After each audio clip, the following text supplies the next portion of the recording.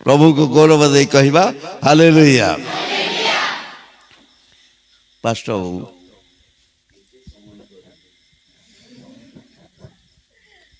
ठीक अच्छे आम 9:30 पर्यंत वाक्य आलोचना करवा अर्थात आम हाथ में 45 मिनिट अच्छी आउ मन रखु मोर अध घंटा बड़ बड़ वक्ता मान को 1.5 घंटा लगे मोर गोटे घंटा बड़ बड़ वक्ता मान को 3 घंटा लगे मु गोटे घंटार जतकी कहबी बड़ बड़ वक्ता मान ताकू 3 घंटा करेंगे हेले 3 घंटार वाक्य गोटे घंटार संग्रह करुछंती यह निश्चित हूँ जो मानकर बाइबल ज्ञान अच्छी बाइबल पढ़ती से मानक बहुत भल लगे जो मानकर बाइबल ज्ञान नहीं बाइबल पढ़ती नहीं से मानक आदौ भल लगे ना आउ गोटे अति सुपरिचित अंश पाखक जीवा ताहा होची लूक लिखित सुसमाचार 19 अध्याय 1 ରୁ 10 पदर घटना समस्त परिचित घटना आउ दिने जक्ष जीशु को देखिबा पाए डिमुरी गछरे चढ़ी थिले जीशु तांको कहिथिले जक्ष शीघ्र ओले आस आज अवश्य मु तुम घरे रहिबी आउ से दिन घटना जक्ष को घरे परित्राण उपस्थित होइथिला एई घटना पाखक माने जीवा मु अल्प समय कहबी 5 पदरे जीशु जक्ष को कहउचंती जक्ष शीघ्र ओल्लै आस कारण आज अवश्य मते तुम घरे रहिबा को हेबो अवश्य मते तुम घरे रहिबा को हेबो से दिन जीशु जक्षों घरे रही थिबे कि नहीं नो आंसर जीशु से दिन जक्षों घरे रही थिबे कि नहीं निश्चय रही थिबे नाइट आउट करी थिबे मुआ बोरीगुमा आसी फोन करी थाए करेश बाबू आसंतु जीवा मु आसी ताको घरे रही थाए अच्छा ताको रहणी मध्य रे जक्ष आ जीशु को किछि कथावार्ता करिथिबे कि नहीं मौन होई रहिबे नहीं कथावार्ता निश्चय करिथिबे तेबे निश्चित भावे कौन कथावार्ता करिथिबे दिन तमाम बहुत कथा हिथिबे किंतु गोटे जोड़े कथा कहबी समस्त कहंतु कथावार्ता जक्ष तुम्हें कहीं गछरे चढ़ीथिलो प्रभु मु आपण विषय बहुत कथा शुणी आपण अनेक आश्चर्य कर्म करिसंती मृत को जीवन देइसंती मु शुणी प्रभु आपण ठारे पाप क्षमार अधिकार मध्य अछि आपण विषय मु शुणी मो मन रे आंदोलन सृष्टि होउथिला मु आपण को देखिबा पाई इच्छा करुथिली किंतु दुर्भाग्यवशत मु बांग्ला लोक जे देखि पारु नथिली मो मन रे प्रश्नवाची सृष्टि होउथिला से प्रश्नवाची जीसु किए समस्त कहंतु जीसु किए 3 पदरे जीसु किए निज बाइबल रे अंडरलाइन करंतु जीसु किए आ सेथि पय मु गच्छ चढ़िली जिते बेला आपण कहले जक्ष शीघ्र ओलै आस मो ना मध्य लोकटा जानी मो ना किए कहला मु जानी पारली से ही सर्वज्ञ प्रभु से ही तांकोठारे पाप क्षमा अछि बोली जहा शुणिथिली तार सत्यता को मु अनुभव कली आउ प्रभु मोर गच्छ चढ़ियार श्रम सार्थक हैला समस्ते कहवा हालेलुया समस्ते कहंतु कथावार्ता प्रभु आपण मो घर को आसले मु जने पापी लोक निश्चित भावे लोक माने समालोचना करुथिबे जक्ष सुनो ସେମାନଙ୍କର ସମାଲୋଚନାକୁ ମୁଁ ଭୟ କରେ ନାହିଁ। ସମାଲୋଚନା କରିବେ ବୋଲି ମୁଁ ଜାଣିଛି, ସେଥିପାଇଁ ମୁଁ ଆଗରୁ କହିଛି। ମାଥ୍ୟୁ 11:18 ଏବଂ 19 ପଦରେ ବାପ୍ତିଜକ ଜୋହନ ଭୋଜନ ପାନ କଲେ ନାହିଁ, ଲୋକମାନେ କହିଲେ ଭୂତଗ୍ରସ୍ତ। ମନୁଷ୍ୟ ପୁତ୍ର ଆସି ଭୋଜନ ପାନ କରନ୍ତି, ଲୋକମାନେ କହନ୍ତି ପେଟୁକ ଓ ମଦୁଆ, ପାପୀ ଓ କରଗ୍ରାହୀ ମାନଙ୍କର ବନ୍ଧୁ।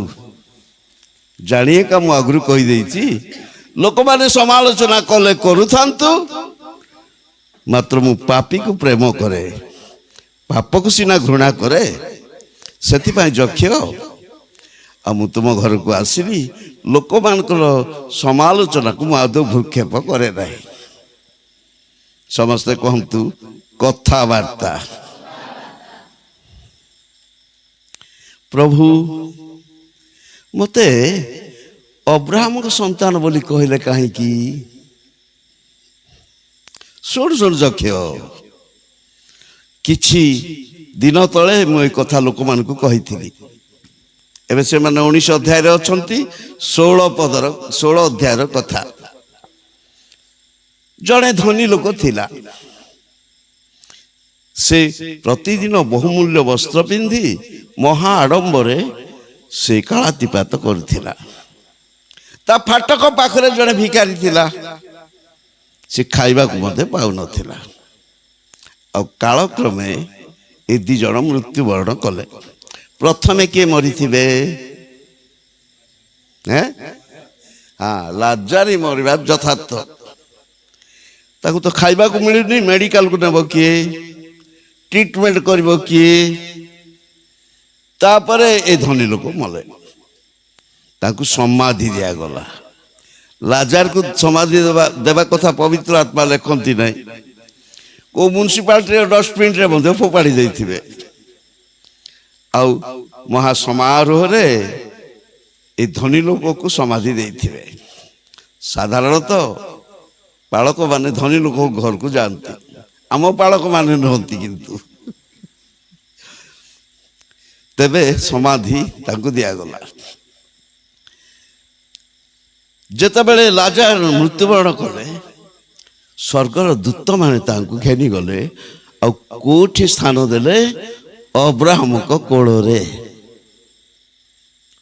ଅବ୍ରାହମଙ୍କ କୋଳ ଈଶ୍ୱରଙ୍କ କୋଳର ନିଦର୍ଶନ, ଆଉ ଅବ୍ରାହମ ଈଶ୍ୱରଙ୍କର ନିଦର୍ଶନ। ଶୁଣୁ ଯକ୍ଷ, ଗାଲାତି 3:7 ପଦରେ ଏଥିପାଇଁ ଲେଖା ଅଛି, ଯେଉଁମାନେ ବିଶ୍ୱାସୀ ସେମାନେ ଅବ୍ରାହମଙ୍କର ସନ୍ତାନ। ସେଥିପାଇଁ ଯକ୍ଷ ମୁଁ ତୁମକୁ ଅବ୍ରାହମଙ୍କର ସନ୍ତାନ ବୋଲି କହିଲି। ଧନ୍ୟବାଦ ପ୍ରଭୁ। ପ୍ରଭୁ ଆଉ ଗୋଟେ କଥା, ଯାହା ହଜି ଅଛି ତାହା ଖୋଜି ରକ୍ଷା କରିବାକୁ ମନୁଷ୍ୟ ପୁତ୍ର ଆସିଛନ୍ତି ବୋଲି କହିଲେ ଯେ ମନୁଷ୍ୟ ପୁତ୍ର କିଏ ଆଉ କଣ ହଜିଛି? ସମସ୍ତେ କହନ୍ତୁ କଥାବାର୍ତ୍ତା। ଯକ୍ଷ ଶୁଣ, ମନୁଷ୍ୟ ପୁତ୍ର ବୋଲେ ମୁଁ ନିଜେ। କଣ ହଜିଛି? ପ୍ରଥମେ ତୁମେ ହଜିଥିଲ, ତୁମକୁ ଖୋଜିବା ପାଇଁ ଆସିଲି। ଯକ୍ଷ ଶୀଘ୍ର ଓହ୍ଲେଇ ଆସ, ମୁଁ ତୁମ ଘରେ ଅତିଥି ହେବି। ଆଦମ ହଜିଥିଲା, ମନୁଷ୍ୟ ହଜିଥିଲେ, ମନୁଷ୍ୟକୁ ରକ୍ଷା କରିବା ପାଇଁ ଆସିଲି। ଆଉ ଗୋଟେ କଥା ଶୁଣ ଯକ୍ଷ,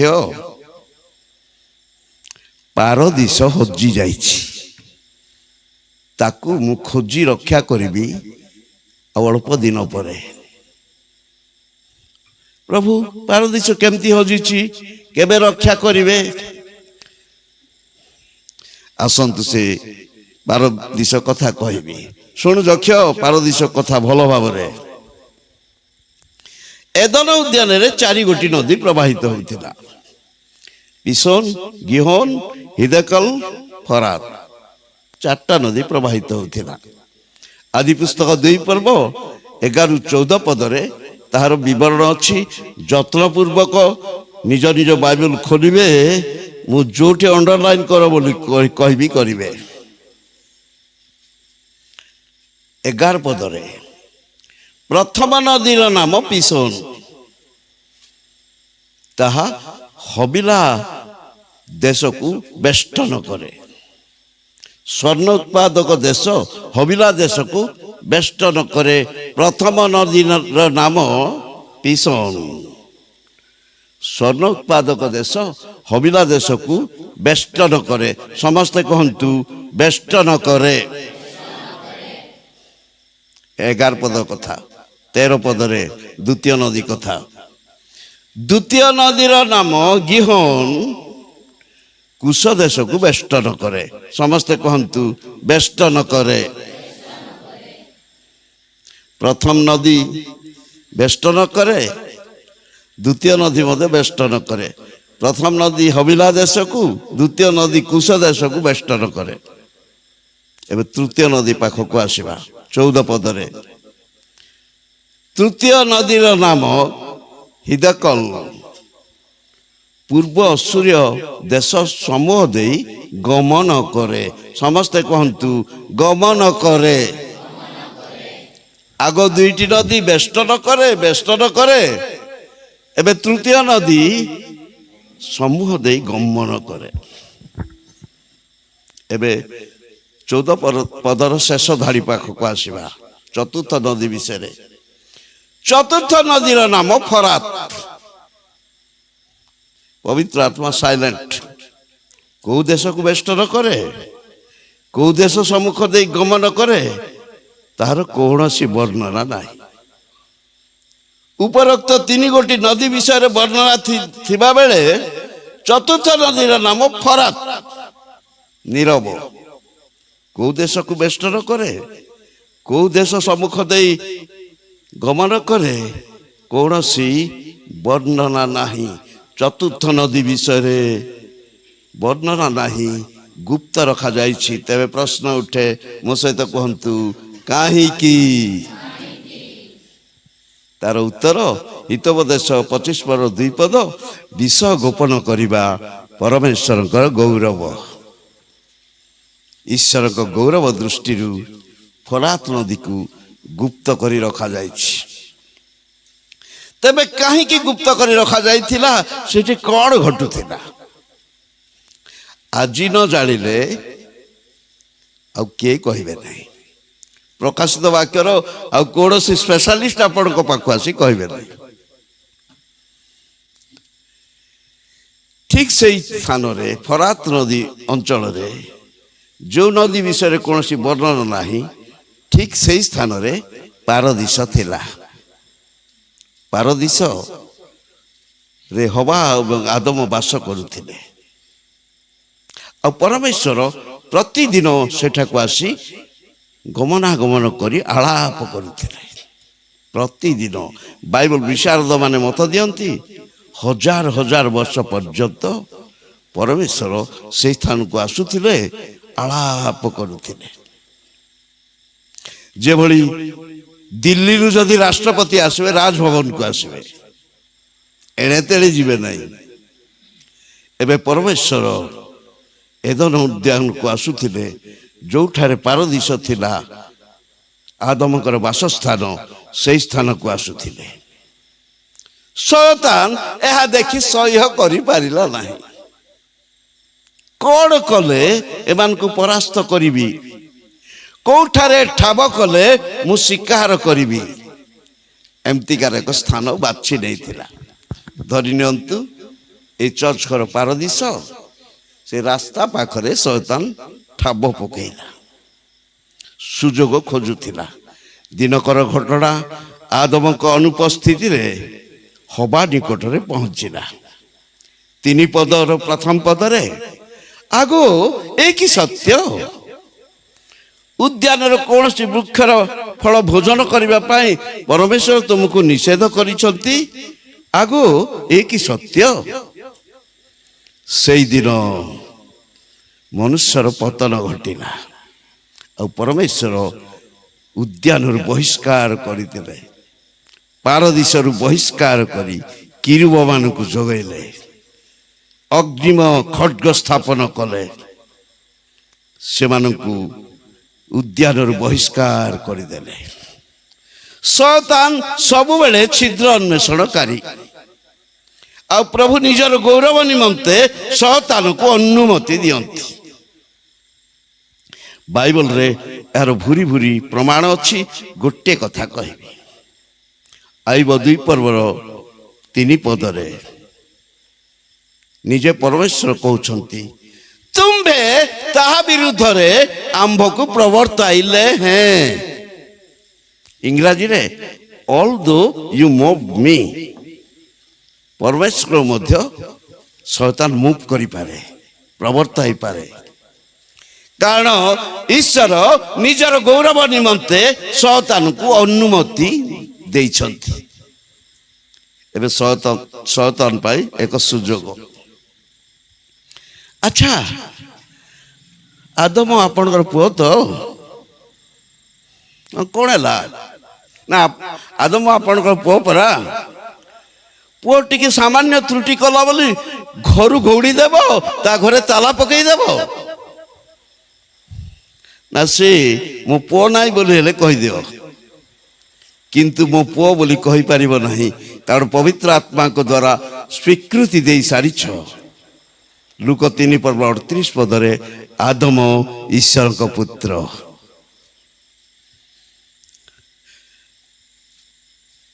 ଏହା ତୁମ ବାପା ପୁଅଙ୍କ କଥା, କିନ୍ତୁ ମୋର ଆଉ ଗୋଟିଏ ପ୍ରଶ୍ନ ଅଛି, ତାର ଉତ୍ତର ଦେବାକୁ ପଡ଼ିବ।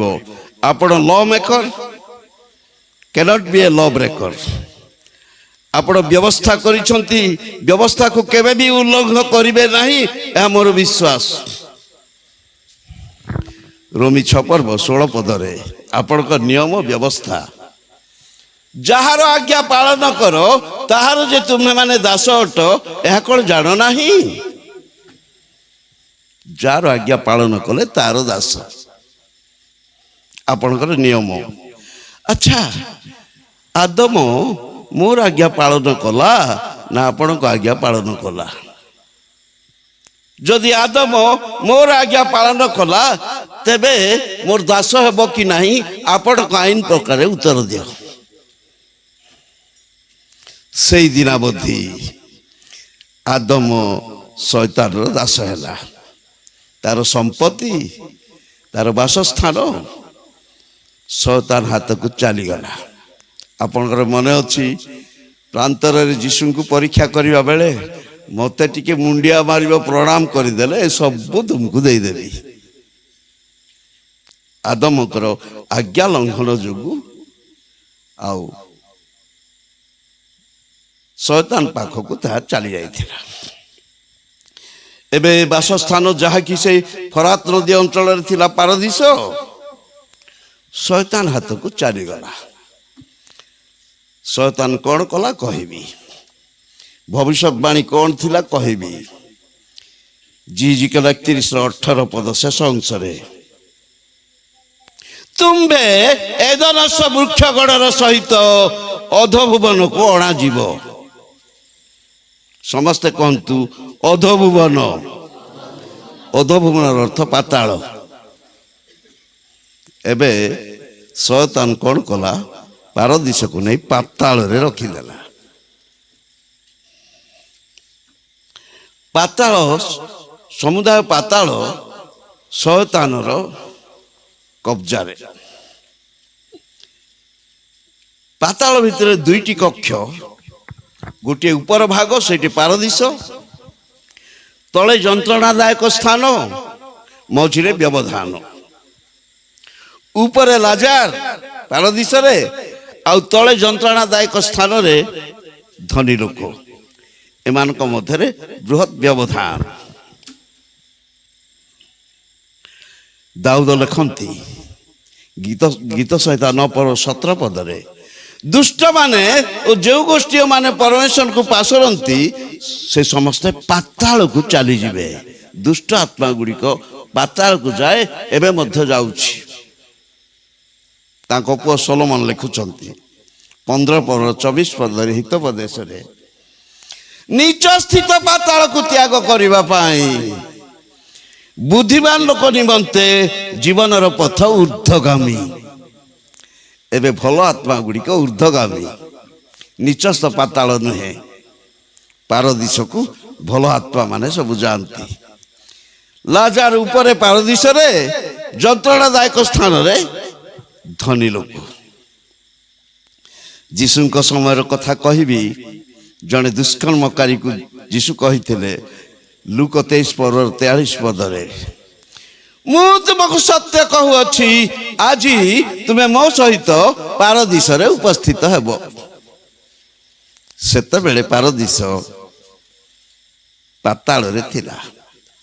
ଫରାତ ନଦୀରୁ ଘୁଞ୍ଚି ଆସି ପାତାଳ ଭିତରେ ଥିଲା। ଯକ୍ଷ ଶୁଣ, ଯୋଉ ପାରଦୀସ ପାତାଳରେ ରହିଯାଇଛି ତାକୁ ରକ୍ଷା କରିବା ପାଇଁ ମୁଁ ଆସିଛି। ବର୍ତ୍ତମାନ ପାତାଳ ଭିତରେ ଉପର କକ୍ଷରେ ପାରଦୀସ, ଆଉ ସେଠାରେ ପୁରାତନ ନିୟମର ଭବିଷ୍ୟତ ବକ୍ତା ମାନେ ଅଛନ୍ତି। ଯୀଶୁ ପହଞ୍ଚିଲେ, ଆଉ ସେତେବେଳେ ପୁରାତନ ନିୟମର ଭବିଷ୍ୟତ ବକ୍ତା ଯିଶାୟ, ଜିରିମିୟ ଭବିଷ୍ୟତ ବକ୍ତା ଭଳି ଲୋକ ଚିହ୍ନି ପାରୁଛନ୍ତି। ହଁ, ଆଙ୍କ ବିଷୟରେ ଭବିଷ୍ୟତ ବାଣୀ ଆମେ କହିଥିଲୁ। ସେମାନେ ଦୂରରୁ ଦେଖି ଅଭିନନ୍ଦନ କଲେ। ଏବ୍ରୀ 11:13 ସେମାନେ ଦୂରରୁ ଅଭିନନ୍ଦନ କଲେ। ବାତିଜକ ଜୋହନଙ୍କ ଭଳି ଲୋକ ମଧ୍ୟ ହଁ, ମୁଁ ତାଙ୍କ ବିଷୟରେ ହିଁ କହିଥିଲି। ତାଙ୍କର ପାଦୁକା ବହନ କରିବା ପାଇଁ ମୁଁ ଯୋଗ୍ୟ ନୁହେଁ, ସେ ବର୍ତ୍ତମାନ ଆସି ପହଞ୍ଚିଲେଣି। ସେମାନେ ଦୂରରୁ ଦେଖି ଅଭିନନ୍ଦନ କଲେ। ଏହି ସାକ୍ଷ୍ୟ ପାରଦୀସରେ ଆବଶ୍ୟକ ପଡ଼ିଲା କାହିଁକି? ସମସ୍ତେ କୁହନ୍ତୁ କାହିଁକି? ଏବେ ଦୃଷ୍ଟାନ୍ତଟେ କହିବି ମୋଶା ଏବଂ ହାରଣ କଥା। ମୋଶାଙ୍କ ସହିତ ହାରଣ ଯଦି ନଥାନ୍ତେ, ମୋଶାଙ୍କର ମହାତ୍ମ୍ୟ ନଥାନ୍ତା। ଲୋକେ ଭାବିଥାନ୍ତେ ଏ ମଧ୍ୟ ଜଣେ ମିଶ୍ରୀୟ ଲୋକ, ଏ ମଧ୍ୟ ଆମ ଭଳି ଲୋକ। ହାରଣ ତାଙ୍କ ସହିତ ରହି ବା ଦ୍ୱାରା ମୋଶା ଯେ ଜଣେ ସ୍ୱତନ୍ତ୍ର ଲୋକ, ନହେଲେ ଲୋକମାନେ ଭାବିଥାନ୍ତେ ଏ ମଧ୍ୟ ଜଣେ ମିଶ୍ରୀୟ ଲୋକ ବୋଲି ଭାବିଥାନ୍ତେ। ତାହା ବୁଝେଇବା ନିମନ୍ତେ, ସାକ୍ଷ୍ୟ ଦେବା ନିମନ୍ତେ ମୋଶାଙ୍କ ସହିତ ହାରଣକୁ ଯୋଡ଼ା ଯାଇଥିଲା। ଏବେ ପାରଦୀସରେ ଥିବା ବିଶ୍ୱାସୀ ମାନେ, ଭବିଷ୍ୟତ ବକ୍ତା ମାନେ ଯଦି ଯୀଶୁଙ୍କ ବିଷୟରେ ସାକ୍ଷ୍ୟ ଦେଇନଥାନ୍ତେ, ଅନ୍ୟ ବିଶ୍ୱାସୀ ମାନେ ଭାବିଥାନ୍ତେ ଏ ମଧ୍ୟ ଆମର ପରି ଲୋକ। ସେଥିପାଇଁ ପାରଦୀସରେ ସାକ୍ଷ୍ୟର ଆବଶ୍ୟକ ପଡ଼ିଥିଲା। ଯୀଶୁ ଯେତେବେଳେ ପ୍ରବେଶ କଲେ, ଶୟତାନ ମନରେ ଭାରି ଖୁସି। ଭଲ ହେଲା ଆପଣ ମଧ୍ୟ ଆସିଲେ। ମାତ୍ର ଏଠିକି ଆସିବା ଲୋକ କେହି ଫେରି ଯାଉନାହାନ୍ତି। କଣ କହିଲ, କଣ କହିଲ? ଅନ୍ୟମାନଙ୍କ ସହିତ ମୋତେ ତୁଳନା କରୁଛ। ମୁଁ କିଏ ଜାଣିଲ? ଆଉ ମୋ ପାଖରେ କୋଉ କ୍ଷମତା ଅଛି, ଅଧିକାର ପତ୍ର ଅଛି ତୁମେ ଜାଣିନ? ତୁମର ଅଜ୍ଞାତରେ ପିତା ଈଶ୍ୱର ମୋତେ ଯୋଉ ଅଧିକାର ପତ୍ର ଦେଇଛନ୍ତି, ଏଇ ଦେଖେ ଶୈତାନ।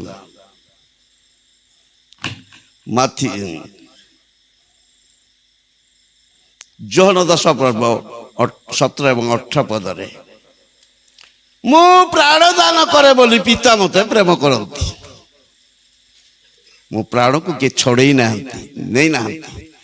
ପୁନର୍ବାର ଗ୍ରହଣ କରିବା ନିମନ୍ତେ ମୁଁ ଦାନ କରିଛି। ପିତା ମୋତେ ଏହି ଆଦେଶ ଦେଇଛନ୍ତି। ଏହି ଆଦେଶ ବଳରେ, ଏ ଅଧିକାର ବଳରେ ମୁଁ ଯାଇପାରେ, ଆସିପାରେ। ଆଉ ଶୟତାନ ମନେ ରଖ, ମୁଁ ଖାଲିରେ ଆସିନି। ମୋ ଲୋକମାନଙ୍କୁ ବନ୍ଦୀ କରି ଯୋଉ ରଖିଛୁ ନା, ମୁଁ ବନ୍ଦୀ କରି ସେମାନଙ୍କୁ ନେଇଯିବା ପାଇଁ ଆସିଛି। ଶୟତାନ ଆଉ ମନରେ ଭୟଭୀତ ଜାତ ହେଲା। ସେ କଣ ହଁ ନେଇଯା ବୋଲି ଛାଡ଼ି ଦେଇନି। ଏକ ଯୁଦ୍ଧ ଘଟିଥିଲା। ଶୟତାନ ତାର ସୈନ୍ୟମାନଙ୍କୁ ଏକାଠି କଲାଣି।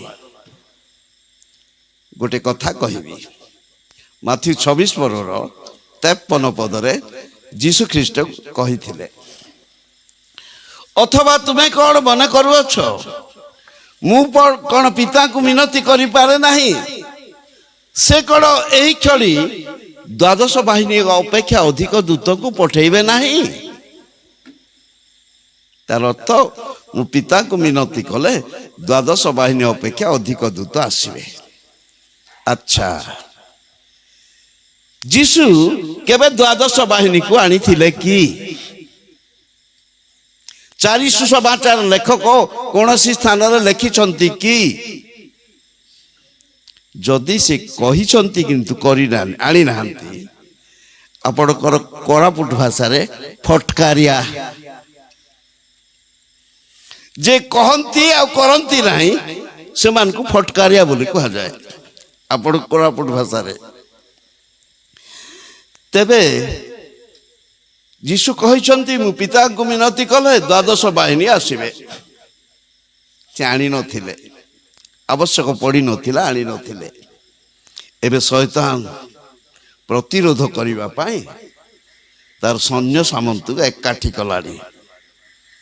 ଆଉ ପ୍ରଭୁ ଯୀଶୁ ଖ୍ରୀଷ୍ଟ ତାଙ୍କର ପୂର୍ବ ପ୍ରତିଜ୍ଞାକୁ ସ୍ମରଣ କରି ଦ୍ୱାଦଶ ବାହିନୀକୁ ଆଣିଲେ, ଶୈତାନକୁ ପରାସ୍ତ କଲେ। ସମସ୍ତେ କହିବା ହାଲେଲୁୟା। ପରାସ୍ତ କଲେ। ଗୀତ ରଚକ ଲେଖନ୍ତି 47 ଗୀତ ସଂହିତା 5 ପଦରେ, ପରମେଶ୍ୱର ଜୟ ଧ୍ୱନିରେ ଓ ସଦାପ୍ରଭୁ ତୁରୀ ଧ୍ୱନିରେ ଉର୍ଦ୍ଧ୍ୱକୁ ବିଜେ କରିଅଛନ୍ତି। ଆଉ ସେ କ'ଣ କଲେ? ପାରଦୀସକୁ ନେଇ ଉର୍ଦ୍ଧ୍ୱକୁ ଘେନିଗଲେ। ଶୈତାନ ପରାସ୍ତ ହେଲା। ଦ୍ୱିତୀୟ ରାଜାବଳୀ 19:35 ପଦର ଘଟଣା କହିବି। ଗୋଟିଏ ରାତିରେ ଜଣେ ଦୂତ 1,85,000 ଅସୁରୀୟ ସୈନ୍ୟକୁ ବଦ୍ଧ କରି ପରମେଶ୍ୱର ଶକ୍ତିର ପରିଚୟ ଦେଇଥିଲେ। ଦ୍ୱାଦଶ ବାହିନୀ କହିଲେ ଗୋଟିଏ ଗୋଟିଏ ବାହିନୀରେ 6,000-72,000 ସ୍ୱର୍ଗୀୟ ସୈନ୍ୟ ଯଦି ଓହ୍ଲେଇ ଆସନ୍ତି, ସେଇ ଯୁଦ୍ଧର ଭୟାବହ କଳ୍ପନାତୀତ। ଶୈତାନ ପରାସ୍ତ ହେଲା ଏବଂ ଯୀଶୁ ବିଜୟୀ ହେଲେ। ତୁରୀ ବାଜିଲା, ପରମେଶ୍ୱର ଜୟ ଧ୍ୱନିରେ ଉର୍ଦ୍ଧ୍ୱକୁ ବିଜେ କଲେ। ପାତାଳରେ ଥିବା ପାରଦୀସକୁ ଉଠେଇ ନେଇଗଲେ। କୋଉଠି ରଖିଲେ? ପାଉଲ ତାହା ହିଁ ଲେଖନ୍ତି, ଦେଖିଛନ୍ତି। ଦ୍ୱିତୀୟ କରନ୍ଥୀୟ 12 ପର୍ବ 2 ଏବଂ 3 ପଦରେ ତାକୁ ନେଇ ତୃତୀୟ ସ୍ୱର୍ଗରେ ଯୋଡ଼ିଦେଲେ। ସେଇ ସ୍ୱର୍ଗ ଉଦ୍ୟାନ। ଦିନ ଆସିବ ମହାବିଚାର ପରେ ସମ୍ପୂର୍ଣ୍ଣ ସ୍ୱର୍ଗରେ ପରିଣତ ହେବ। ଥିଲା କୋଉଠି ପାରଦୀସ? ଏଦନ ଉଦ୍ୟାନର ଫରାତ ନଦୀ ଅଞ୍ଚଳରେ। ଗଲା କୋଉଠିକି? ପାତାଳକୁ। ଏବେ ପ୍ରଭୁ ଉଠେଇ ନେଲେ କୋଉଠିକି? ତୃତୀୟ ସ୍ୱର୍ଗକୁ। ବର୍ତ୍ତମାନ ବିଶ୍ୱାସୀ ମାନେ ଯେଉଁମାନେ ପ୍ରଭୁରେ ଥାଇ ମୃତ୍ୟୁବରଣ କରନ୍ତି ସେଠିକି ଯାଆନ୍ତି। ଯୀଶୁଙ୍କ ସମୟରେ ମୁଁ ତୁମକୁ ସତ୍ୟ କହୁଅଛି, ଆଜି ତୁମେ ମୋ ସହିତ ପାରଦୀସରେ ଉପସ୍ଥିତ ହେବ। ସେତେବେଳେ ପାତାଳରେ ଥିଲା। ପ୍ରକାଶିତ ବାକ୍ୟ 2 ପର୍ବର 7 ପଦ କଥା କହିବି। ମଣ୍ଡଳୀଗଣଙ୍କୁ ଆତ୍ମା କ'ଣ କହନ୍ତି? ଯାହାର କର୍ଣ୍ଣ ଅଛି ସେ ତାହା ଶୁଣୁ। ଯେ ଜୟ କରେ ତାହାକୁ ଆମ୍ଭେ ଈଶ୍ୱରଙ୍କ ପାରଦୀସରେ ଥିବା ଜୀବନ ବୃକ୍ଷର ଫଳ ଖାଇବାକୁ ଦେବୁ। ଯେ ଜୟ କରେ, ସମସ୍ତେ କହନ୍ତୁ ଯେ ଜୟ କରେ। ଏହା ଏକ ସର୍ତ୍ତମୂଳକ ପ୍ରତିଜ୍ଞା। ଯେ ଜୟ କରେ, ପରାସ୍ତ ହେବା ଲୋକ ଯାଇପାରିବେ ନାହିଁ କି ଖାଇପାରିବେ ନାହିଁ। ମଣ୍ଡଳୀଗଣଙ୍କୁ ଆତ୍ମା କ'ଣ କହନ୍ତି? ଯାହାର କର୍ଣ୍ଣ ଅଛି ସେ ତାହା ଶୁଣୁ। ଯେ ଜୟ କରେ ତାହାଙ୍କୁ ଆମ୍ଭେ ଈଶ୍ୱରଙ୍କ ପାରଦୀସରେ ଥିବା ଜୀବନ ବୃକ୍ଷର ଫଳ ଖାଇବାକୁ ଦେବୁ। ଯକ୍ଷ ଶୁଣ, ପାରଦୀସକୁ ଶୈତାନ ପାତାଳରେ ନେଇ ରଖିଦେଇଛି। ତାକୁ ଆଉ କିଛି ଦିନ ପରେ ମୁଁ ଉଦ୍ଧାର କରିବା ପାଇଁ ପଡ଼ିବ। ପ୍ରଭୁ କେବେ? ନାଇଁ, କିଛି ଦିନ ପରେ ଶତ୍ରୁମାନେ ମୋତେ କ୍ରୁଶାର୍ପିତ କରିବେ। ମୋର କ୍ରୁଶୀୟ ମୃତ୍ୟୁ ପରେ ମୁଁ ପାତାଳରେ ଥିବା ପାରଦେଶକୁ ନେଇ ଉଠେଇ ଆଣିବାକୁ ପଡ଼ିବ ଯକ୍ଷ। ସେଥିପାଇଁ ମୁଁ କହିଲି ଯାହା ହଜି ଅଛି ତାହା ଖୋଜି ରକ୍ଷା କରିବାକୁ ମନୁଷ୍ୟ ପୁତ୍ର ଆସିଛନ୍ତି। ପ୍ରଥମେ ତୁମେ ହଜିଥିଲ, ଆଦମ ହଜିଥିଲା, ମନୁଷ୍ୟ ହଜିଥିଲା, ଏବେ ପାରଦୀଶ ଆଉ ଶୟତାନ ନେଇ ଲୁଚେଇ ରଖିଦେଇଛି। ତାକୁ ଖୋଜିବା ପାଇଁ, ରକ୍ଷା କରିବା ପାଇଁ ମୁଁ ଆସିଛି ଯକ୍ଷ। ଧନ୍ୟବାଦ ପ୍ରଭୁ, ଆପଣ ଯେଉଁ ନିଗୁଢ଼ କଥା କହିଲେ, ଜାଣିବାକୁ ଦେଲେ, ପ୍ରଭୁ ମୁଁ ଆପଣଙ୍କୁ ଧନ୍ୟବାଦ ଦେଉଛି। ସମସ୍ତେ କହନ୍ତୁ କଥାବାର୍ତ୍ତା, କଥାବାର୍ତ୍ତା। ଯକ୍ଷ, ମୁଁ ତୁମ ଘରକୁ ଆସିଲି ଗୋଟେ ଦିନ ରହିଲି। ତୁମେ ମୋ ଘରକୁ ଆସିବ ଦିନେ, ସବୁଦିନ ରହିବ। ମୋ ଘର ସ୍ୱର୍ଗ ଆଉ ତୁମେ ସବୁଦିନ ରହିବ।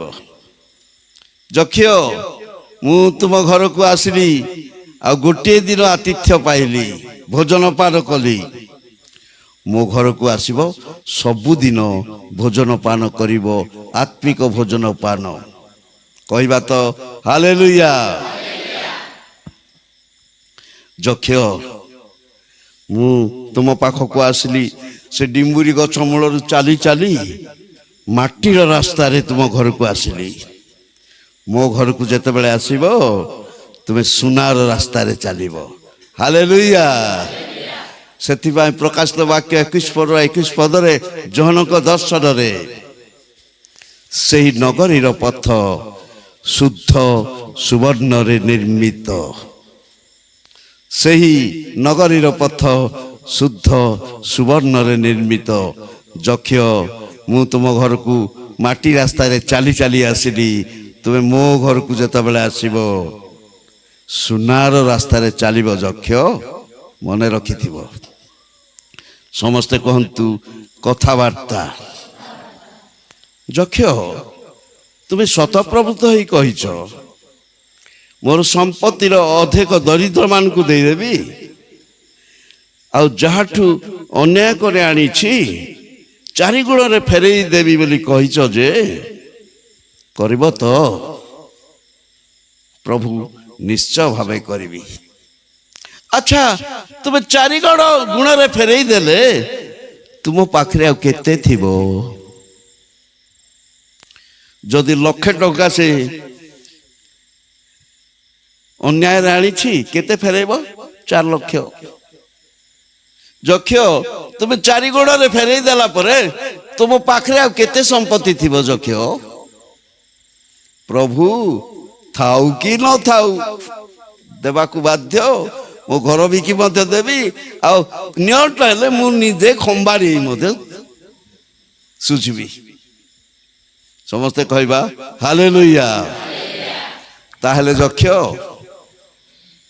ତୁମେ ଅଧର୍ମ ଧନରେ ବନ୍ଧୁ ଲାଭ କରିବ।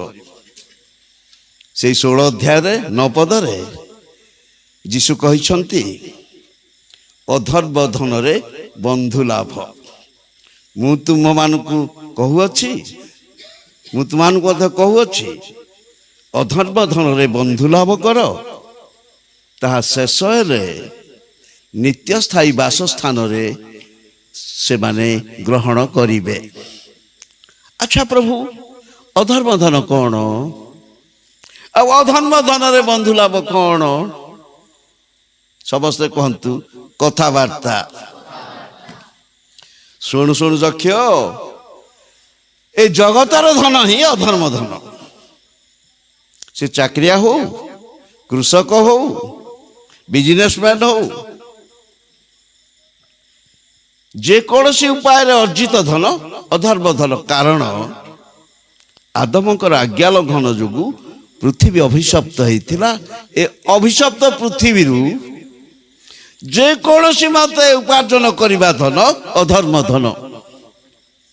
ଆଉ ଏଇ ଧନକୁ ବନ୍ଧୁ ଲାଭ କେମିତି କରିବେ? ପ୍ରଭୁଙ୍କ ନିମନ୍ତେ ଖର୍ଚ୍ଚ କରି କଲେ ବନ୍ଧୁ ଲାଭ କରିବ। ଆଉ ତୁମେ ଯେବେ 4 ଗୁଣରେ ଫେରେଇ ଦେବ, ଦରିଦ୍ର ମାନଙ୍କୁ ଦାନ କରିବ ଅଧା, ତେବେ ବନ୍ଧୁ ଲାଭ କରିବ। ଯକ୍ଷ, ମନେ ରଖିଥିବ। ଅଧର୍ମ ଧନରେ ବନ୍ଧୁ ଲାଭ। ପ୍ରଭୁ ତାର କିଛି ପ୍ରମାଣ ଅଛି କି? କିଛି ଦୃଷ୍ଟାନ୍ତ ଅଛି କି?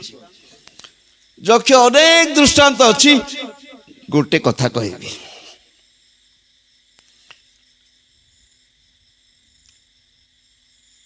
କିଣାନ ସ୍ୱର୍ଗର ନିଦର୍ଶନ ଆଉ ମିଶର ଜଗତର ନିଦର୍ଶନ। ଗଣନା 11 ପର୍ବର 5 ପଦରେ କିଣାନ ମିଶର ଖାଦ୍ୟ ବିଷୟରେ ଲେଖା ଅଛି। କଣ କେତେଟା ଖାଦ୍ୟ ବିଷୟରେ ଲେଖା ଅଛି? ଠିକ 6ଟା ଖାଦ୍ୟ କଥା ଲେଖା ଅଛି। ମାଛ, କାକୁଡ଼ି, ଖରଭୁଜ, ପିଆଜ, ପରୁ, ରସୁଣ। ମିଶର ଖାଦ୍ୟ କଥା ପବିତ୍ର ଆତ୍ମା 6ଟା ଲେଖିଛନ୍ତି। କିଣାନ ସ୍ୱର୍ଗର ନିଦର୍ଶନ, କିଣାନର ଖାଦ୍ୟ କଥା ମଧ୍ୟ ପବିତ୍ର ଆତ୍ମା ଉଲ୍ଲେଖ କରିଛନ୍ତି। 8 ପର୍ବର 8 ପଦରେ ଦ୍ୱିତୀୟ ବିବରଣ। କଣ କଣ? ସେହି ଦେଶ ଗହମ, ଯବ, ଦ୍ରାକ୍ଷା, ଡାଳିମ୍ବ, ଡିମ୍ବୁରି, ଜିତ ତୈଳ ଓ ମଧୁ। କେତେଟା ହଉଛି? 7ଟା। କିଣାନର ଖାଦ୍ୟ 7 ଆଉ ମିଶରର ଖାଦ୍ୟ 6। ମିଶର ଜଗତର ନିଦର୍ଶନ ଆଉ କିଣାନ ସ୍ୱର୍ଗର ନିଦର୍ଶନ। ଅବ୍ରାହମ ଦୁର୍ଭିକ୍ଷ ସମୟରେ ମିଶରକୁ ପଳେଇଥିଲେ। 12 ପର୍ବର 10 ପଦ ଆଦି ପୁସ୍ତକରେ। ଜିର୍ମିୟ ଭବିଷ୍ୟତ ବକ୍ତା ମିଶରରେ ବାସ କରିଥିଲେ। ଜିର୍ମିୟ 46:13। ଯୋସେଫ, ତାଙ୍କ ବାପା ମା ଭାଇମାନେ ମିଶର ଦେଶରେ ରହିଥିଲେ। ପରିଶେଷରେ ଯୀଶୁଖ୍ରୀଷ୍ଟ ମଧ୍ୟ ମିଶର ଦେଶରେ ରହିଥିଲେ। ହେରୋଦ ରାଜା ଯେତେବେଳେ ଯୀଶୁଙ୍କୁ ହତ୍ୟା କରିବା ପାଇଁ ଚାହିଁଲେ, ସେତେବେଳେ ଯୋସେଫ ମରିୟମ ଯୀଶୁଙ୍କୁ ଘେନି ମିଶରକୁ ପଳେଇଥିଲେ। ମିଶର ଦେଶରେ ପ୍ରଭୁ ଯୀଶୁଖ୍ରୀଷ୍ଟ ମଧ୍ୟ ରହିଥିଲେ। ଅବ୍ରାହମଙ୍କ ଠାରୁ ଆରମ୍ଭ କରି ଯୀଶୁଖ୍ରୀଷ୍ଟଙ୍କ ପର୍ଯ୍ୟନ୍ତ ମିଶର ଦେଶ ସେମାନଙ୍କୁ ଆଶ୍ରୟ ଦେଇଛି। ପ୍ରଭୁ କାହାର ଋଣୀ ହୁଅନ୍ତି ନାହିଁ। ଆଉ ଆମେ ମନେ ରଖୁ, ଯିଶାୟା ପୁସ୍ତକ 19:21 ପଦରେ ପ୍ରତିଜ୍ଞା, ମିଶରକୁ ସଦାପ୍ରଭୁଙ୍କ ପରିଚୟ ଦିଆଯିବ ଓ ମିଶ୍ରୀୟ ମାନେ ସଦାପ୍ରଭୁଙ୍କୁ ଜାଣିବେ। ମିଶର ଜଗତର ନିଦର୍ଶନ, କିନ୍ତୁ ଏତେ ବଡ଼ ଆଶୀର୍ବାଦ ପ୍ରତିଜ୍ଞା କାହିଁକି? ସମସ୍ତେ କୁହନ୍ତୁ କାହିଁକି? କାରଣ ଈଶ୍ୱର କାହାର ଋଣୀ ହୁଅନ୍ତି ନାହିଁ।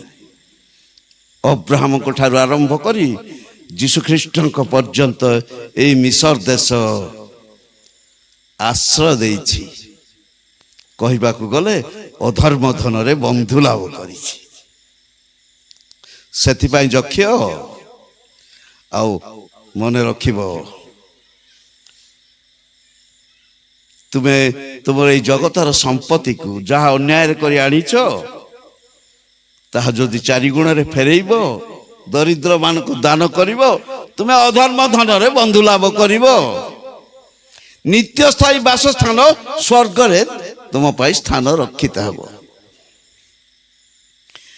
ତାର ପ୍ରମାଣ ଅଛି କି ବୋଲିବାରୁ ଏଇ ଗୋଟେ କଥା ମୁଁ ତୁମକୁ କହୁଛି। ଯକ୍ଷ, ପ୍ରଭୁ ମୁଁ ଆଜିଠାରୁ ଆପଣଙ୍କ ସହିତ ଯିବି କଥାବାର୍ତ୍ତା। ଯକ୍ଷ, ତୁମେ ଏବେ ମୋ ସହିତ ଯିବାର ଆବଶ୍ୟକ ନାହିଁ। ତୁମେ ଏଇ ଜିରିଓ ନଗରରେ ହିଁ ସାକିବ।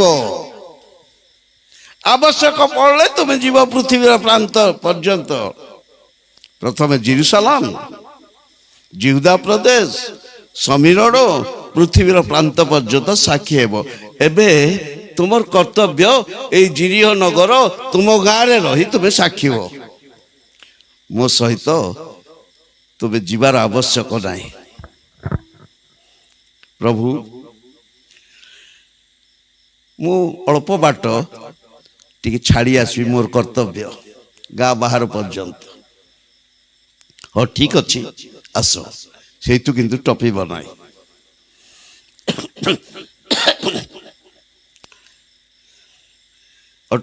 जक्ष तुम ये अटकी जाओ तुम कथा मन रखी कार्य परिणत कर जक्ष मन रख मु तुम घर को आसी गोटे दिन पाए तुम्हें मो घर को आसिले सबुदिन रहिबो जक्ष तुम घरे मु गोटे दिन भोजन पान कली मो घर को आसिले सबुदिन भोजन पान करिवो जक्ष मन रख मो पिता एक जे मते ग्रहण करे से मोर प्रेरणकर्ता को ग्रहण करे भूली जीव नाई जक्ष आउ तुम्हें कह जहा कहिछ मन रखी कार्य परिणत करिवो जक्ष तुम घर को मु माटी रास्ता रे चली चली आसिली मो घर को आसीबो सुनार रास्ता रे चलीबो सेते बेले मो कथा को स्मरण करिवो जक्ष मन रखिबो सेथि भाई जहनक दर्शन रे प्रकाशित वाक्य 21 पद रे सही नगरी रो पथ शुद्ध सुवर्ण रे निर्मित मो घर को तुम्हें आसीबो सुनार रास्ता रे चलीबो जक्ष एथिपाई ए सब कथा कहूची समस्त कहतु कथाबार्ता दिन सारा केते कथाबार्ता होइतिबे एबे 45 मिनिट रे तार कथा केचे चिंता करिबा मने रखिथिबे जदि आउ थरे भविष्यत रे गाँ को आसबी मते मने पकई देले ताकर सब कथा कहबी गुप्त विषय सदा प्रमुख अधिकार प्रकाशित विषय जुगानुक्रमे आमान संतान गणर अधिकार द्वितीय विवरण 29 पद जुगानुक्रमे समस्ते कहतु जुगानुक्रमे 100 वर्ष तले आम पूर्व पुरुष जहाँ जानी नथिले एबे आमे जानिबा एबे आमे जहाँ जानिने आ 50 वर्ष परे आमर पीढ़ी भविष्य पीढ़ी जानिबे जुगानुक्रमे सत्यता प्रकाशित होता है द्वितीय राजावली 18 अध्यायर 4 पदर कथा कहबी सेते बेले हिजकिया राजा थिले हिजकिया राजा जेते बेले राजा हेले से कौन करिसंती आसेरा मूर्ति मूसा को निर्मित पितल सर्प खंड खंड करी भांगी फोपाड़ी देले उच्च स्थली सब भग्न कले आसेरा मूर्ति मूसा को निर्मित पितल सर्प को फोपाड़ी देले खंड खंड करी से पर्यंत इस्राएल संतान गण तही उद्देश्य रे धूप जलाउथिले से पर्यंत तार अर्थ हिजकिया राजा हेबा पर्यंत इस्राएल संतान गण तही उद्देश्य रे इस्राएल संतान गण धूप जलाउथिले तही उद्देश्य रे मूसा को निर्मित पितल सर्प आसेरा मूर्ति उद्देश्य रे इस्राएल संतान गण धूप जलाउथिले से पर्यंत समस्ते कहतु से पर्यंत